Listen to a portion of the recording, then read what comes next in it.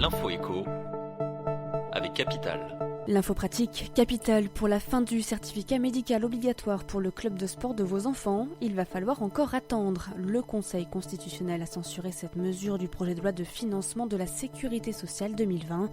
Cette disposition devait supprimer l'obligation de fournir un certificat médical d'aptitude à la pratique sportive, à l'exception de certaines disciplines spécifiques comme la plongée ou le rugby. Les parents auraient simplement dû rédiger et signer une déclaration sur l'honneur. Finalement, cette mesure, qui devait permettre d'économiser 30 millions d'euros à l'État, ne rentrera pas en vigueur cette année. Pour inscrire leur enfant au judo ou à la gym, les parents devront encore obtenir du médecin le précieux sésame.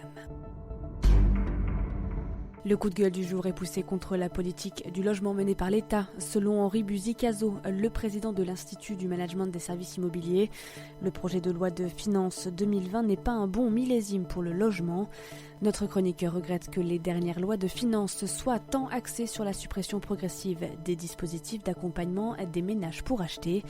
Tout se passe comme si la suppression de la taxe d'habitation tenait l'alpha et l'oméga de la nouvelle pensée fiscale pour le logement. C'est un peu court, déplore-t-il.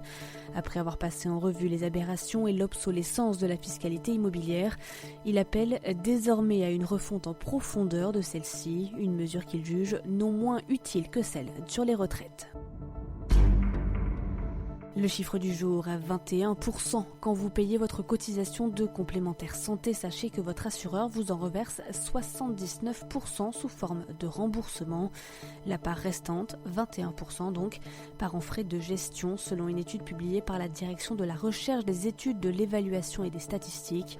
Ces coûts comprennent les frais de gestion des sinistres, les frais d'acquisition de nouveaux clients ainsi que les frais d'administration.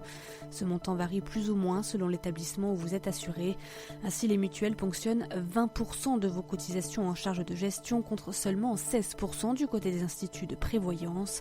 Un indicateur de plus à prendre en compte lorsque vous souscrivez à une complémentaire santé.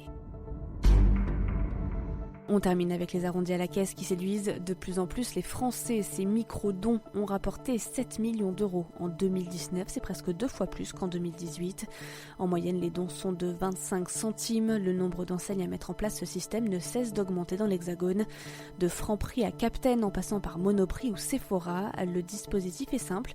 Il suffit d'appuyer sur oui ou sur non sur le terminal de carte bancaire. À noter qu'au moment où vous acceptez cet arrondi solidaire, l'argent part directement sur un compte tiers et l'ensemble de la somme est reversé aux associations.